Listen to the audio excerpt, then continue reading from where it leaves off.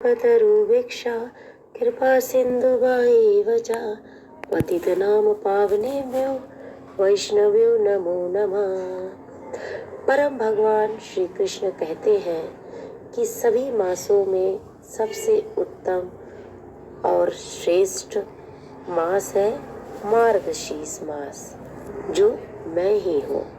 मार्गशीर्ष यानी शीतकाल।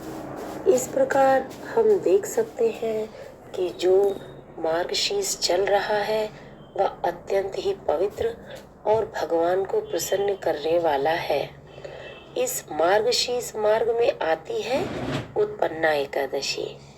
यह वही परम पवित्र एकादशी है जिस दिन स्वयं एकादशी तिथि का प्राकट्य यानी जन्म हुआ था, संपूर्ण जीव जगत का उद्धार करने के लिए। तो आइए सुनते हैं हम इस उत्पन्ना एकादशी की एक छोटी सी घटना। तो ये घटना है सतयुग काल की। सतयुग में घटित हुई एक घटना का वर्णन श्री कृष्ण बताते हैं और एक कथा सुनाते हैं। सतयुग में मुरा नाम का एक दैत्य यानी राक्षस था, जिसने तीनों लोकों में हाहाकार मचा रखा था। इस दैत्य मुरा ने इतना उत्पात मचा रखा था कि संपूर्ण देव देवता गंधर्व, यहाँ तक कि किन्नर जितने भी थे सब परेशान हो चुके थे। त्राहिमाम करते हुए देवराज इंद्र अपने देवताओं के साथ देवों के देव महादेव यानी शिवजी के पास पहुंचे और उनसे गुहार लगाने लगे कि हे महादेव, हमारी रक्षा कीजिए। तो महादेव जी ने सीधा परम भगवान विष्णु के बारे में बताया और बोला कि आप उनके शरणागत होइए, वही आपका रक्षा कर सकेंगे। फिर क्या था, इंद्र अपने देवताओं के साथ पहुंच गए विष्णु के क्षीर सागर में, जहाँ विष्णु जी आराम कर रहे थे। इंद्रदेव ने सारी व्यथा कह सुनाई विष्णु भगवान को। भगवान ने देवताओं के साथ मिलकर अपने नेतृत्व में दैत्य मूरा के साथ युद्ध किया।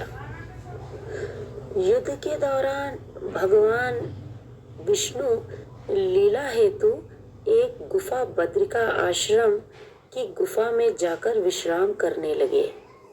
भगवान विष्णु का पीछा करते करते वह दैत्य मूरा वहां भी आ पहुंचा और भगवान विष्णु को मारने के लिए तरह तरह के षड्यंत्र रचने लगा।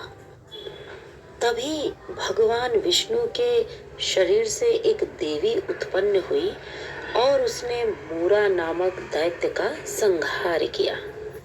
जब श्री विष्णु अपनी योग निद्रा से जागे तो उस देवी ने भगवान विष्णु को नमस्कार करते हुए प्रार्थना किया कि हे भगवान, देवी के पराक्रम और भक्ति को देखते हुए श्री विष्णु ने उस देवी को आशीर्वाद दिया कि क्योंकि तुम्हारा जन्म 11वें दिन हुआ है, इसलिए आज से तुम्हारा नाम एकादशी हुआ।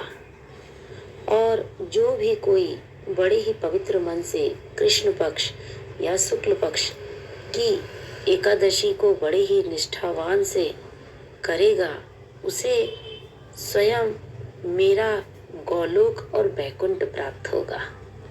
तो आज हमने इस छोटी सी मूल कथा से यह जाना कि कैसे एकादशी महारानी प्रकट हुई। और आप सभी को एक बार फिर उत्पन्ना एकादशी की बहुत बहुत शुभकामनाएं। आशा करती हूँ आपको ये छोटी सी जानकारी पसंद आई होगी। पर हाँ, एक चीज जरूर याद रखिए कि भक्तों का साथ करिए, 16 माला का जप करिए, 4 नियम पालन कीजिए और क्योंकि एकादशी है तो 25 माला का जप कीजिए महामंत्र के साथ। तो आप सभी को एक बार फिर हरे कृष्णा।